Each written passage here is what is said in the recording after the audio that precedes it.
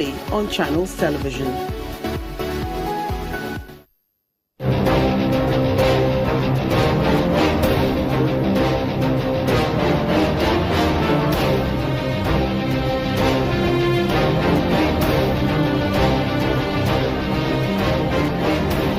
Welcome back to Network Africa. We're still talking about the 2017 African Cup of Nations, and our sports correspondent here, our sports correspondent Austin Okunakwan, joins us live in the studios.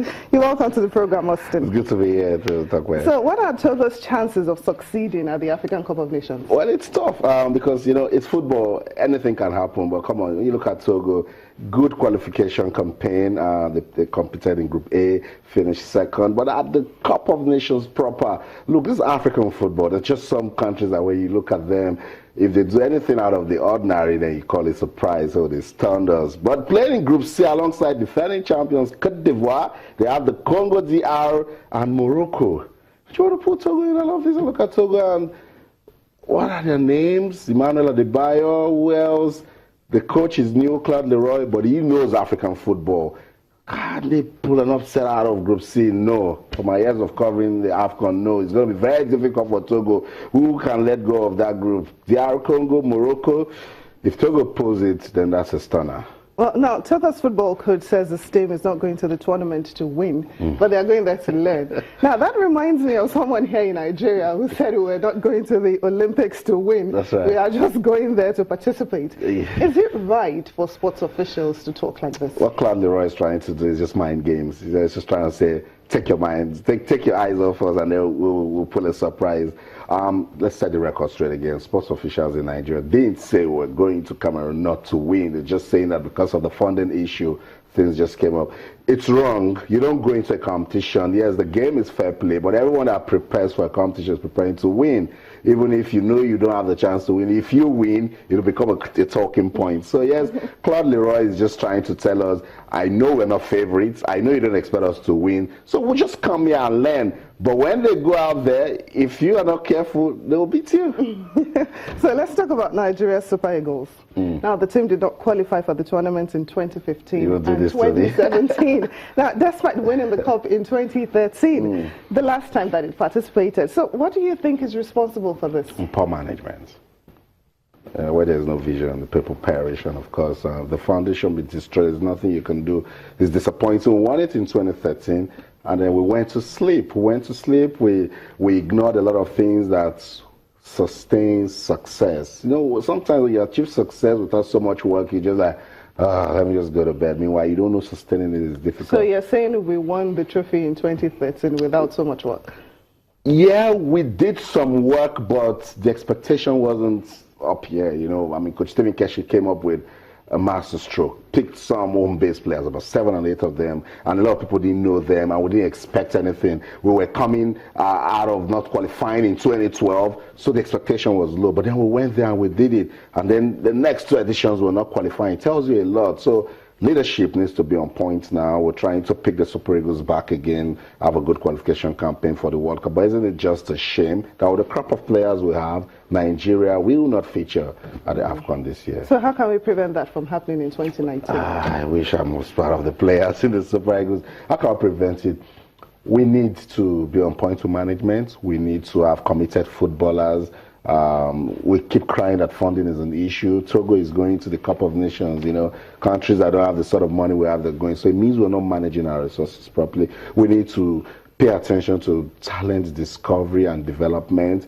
There are talents everywhere in this country. How do we bring them out? Don't rely on the same players over and over again. The same players that failed, you're bringing them again, and then they fail again, and then you're still thinking they can do it. So it's a whole lot of work to talk about, and I'm sure the administrators, they understand that with missing out of this competition, it shouldn't happen again. Well, let's hope it won't happen again. Austin, thank you so much for joining us. Always a delight to talk sports. Thank you. Now, in other news, Kenyan President Uhuru Kenyatta has approved a law requiring backup plans for an August election if electronic voting systems fail. This comes despite fierce opposition from rivals who say any manual arrangement will open the ballot to rigging. Veteran opposition leader Raila Odinga disputed the result of the 2013 race, which he lost to Kenyatta after electronic voter identification and other election systems collapsed. He has led opposition to the new law. The build-up to the 2017 vote has already been marred by protests and clashes with police that led to at least 4 deaths. Last year's demonstrations were sparked by a row over who sits on a committee overseeing the conduct of the election. The government agreed to replace the commissioners in a deal with the opposition.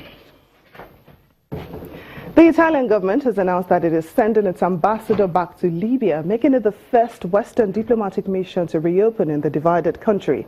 Italy closed its embassy in Libya in 2015 as rival factions descended into a conflict which has led people smugglers operate with impunity and Islamic State militants establish a firm foothold. The Foreign Ministry said in a statement that the ambassador will present his credentials to the local government today.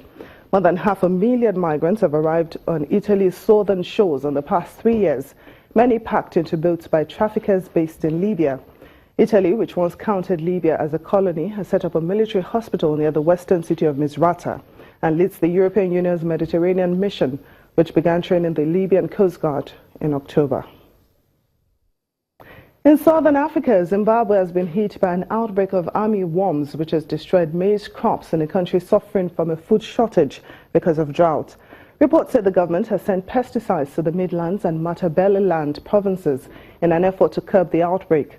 Last month, Zambia used military planes to fly pesticides to farming areas hit by army worms. The pests are called army worms because they eat most vegetation in their way and can destroy entire fields. Ethiopia's Orthodox Christians on Saturday celebrated Christmas according to the country's ancient Orthodox calendar.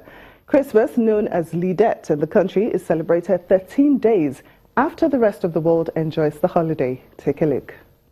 Ethiopia's Christmas is marked 13 days after December 25th, unlike the rest of the world, which celebrates the holiday based on the Gregorian calendar.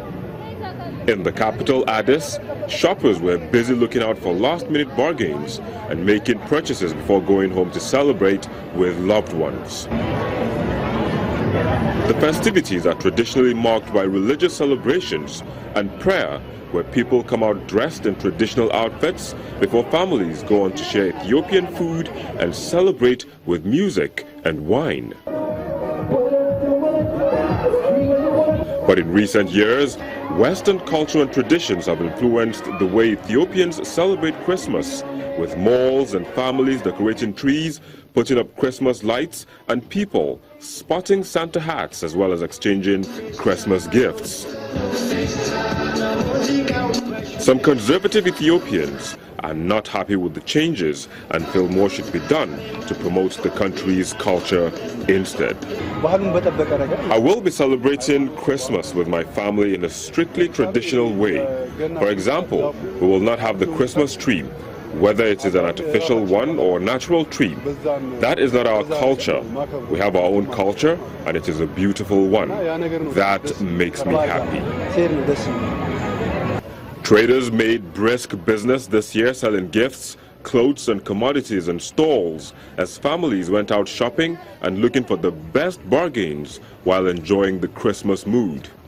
8-year-old Saran Tazabachu was out with her family stocking up on gifts and groceries.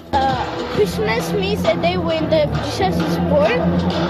I will celebrate it by giving gifts for my family and all of my friends. Before Christmas, people in Ethiopia normally observe 40 days of fasting that ends on Christmas Eve with a feast known as Jina in the Ethiopian Orthodox tradition. Ethiopia's Orthodox Church is one of the oldest in the world and has a strong influence on the country. Orthodox Christmas is also marked in Egypt and Russia, among other parts of the world. And that's it on Network Africa. Thank you so much for watching. I'm Temitope Fagbemi.